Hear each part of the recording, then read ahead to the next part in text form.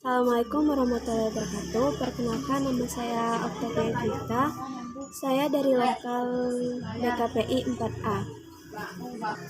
Saya dari jurusan Bimbingan Konseling Pendidikan Islam. Di sini saya akan mempresentasikan isi makalah yang berjudul frustasi. A. Reaksi-reaksi frustasi yang sifatnya positif. 1. Mobilitas dan penambahan aktivitas. Misalnya, karena mendapat ringan dan usahanya, maka terjadilah pemanggilan rangsangan untuk memperbesar energi, potensi, kapasitas, sarana, keuletan, dan keberanian untuk mengatasi semua kesulitan. Frustasi tersebut dengan demikian menjadi stimulus untuk memmobilisir segenap energi dan tenaga hingga mampu membungkus setiap rintangan. 2. Berpikir secara mendalam disertai wawasan jernih. Setiap frustasi memang memberikan masalah, maka dari itu kejadian ini memaksa orang untuk melihat realitas dengan mengambil satu jarak untuk berpikir yang objektif yang lebih dalam agar dapat menjadi jalan atau alternatif penyelesaian lain. 3. Resignation atau tawakal pasrah pada Tuhan. Menerima situasi dan kesulitan yang dihadapi dengan sikap yang rasional dan sikap ilmiah. Semua ini dilakukan jika kita mulai belajar menggunakan pola yang positif dalam mengulangi setiap kesulitan sejak berusia masih sangat muda. 4. Membuat dinamika nyata suatu kebutuhan. Kebutuhan bisa mengalami lenyap dan sendirinya, karena sudah tidak diperlukan oleh seseorang dan sudah tidak sesuai lagi dengan kecenderungan serta aspirasi pribadi. 5. Kompetensi atau substansi dari tujuan. Kompetensi adalah usaha untuk membagikan kegagalan dan kelelahan dalam suatu bidang, tapi sukses dan menang di bidang lainnya, dan semua itu adalah jalan untuk menghidupkan spirit perjuangan yang agresif dan tidak mengenal rasa menyerah. 6. Sublimasi, yaitu usaha untuk menggantikan kecenderungan egoistis, nafsu, seks animalistik, dorongan-dorongan biologis primitif, dan aspirasi sosial yang tidak sehat dalam bentuk tingkah laku yang bisa diterima di masyarakat.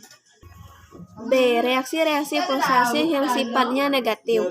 1. Agresif, yaitu kemarahan yang meluap-luap dan mengadakan penyerangan kasar karena seseorang mengalami kegagalan.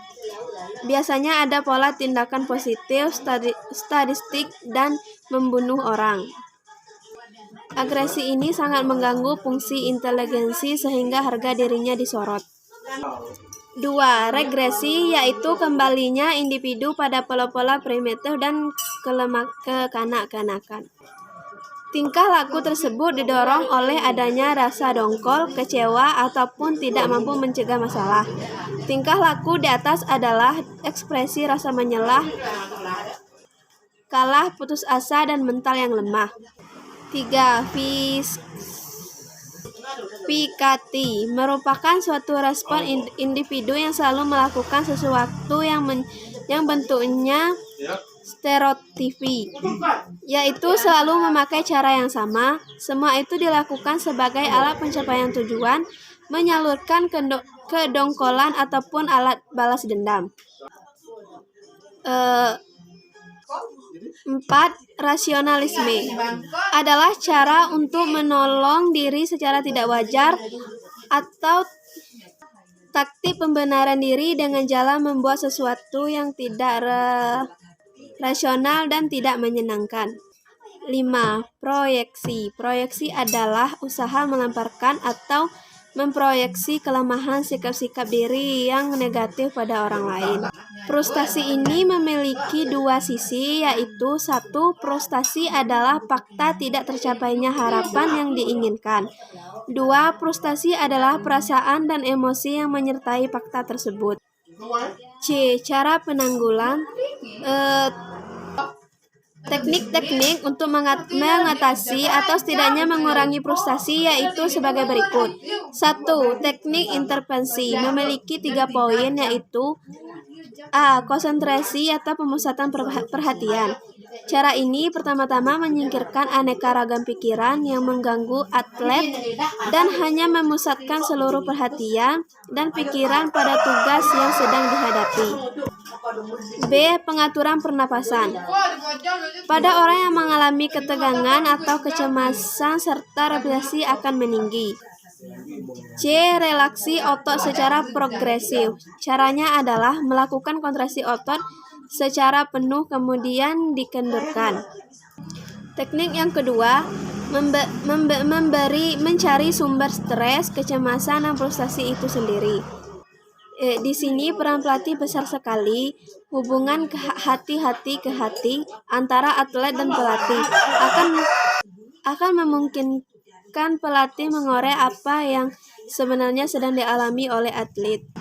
3. Pembiasaan atau berlatih. Cara ini dimaksud untuk melatih atlet menghadapi situasi-situasi yang bisa timbul dalam pertandingan.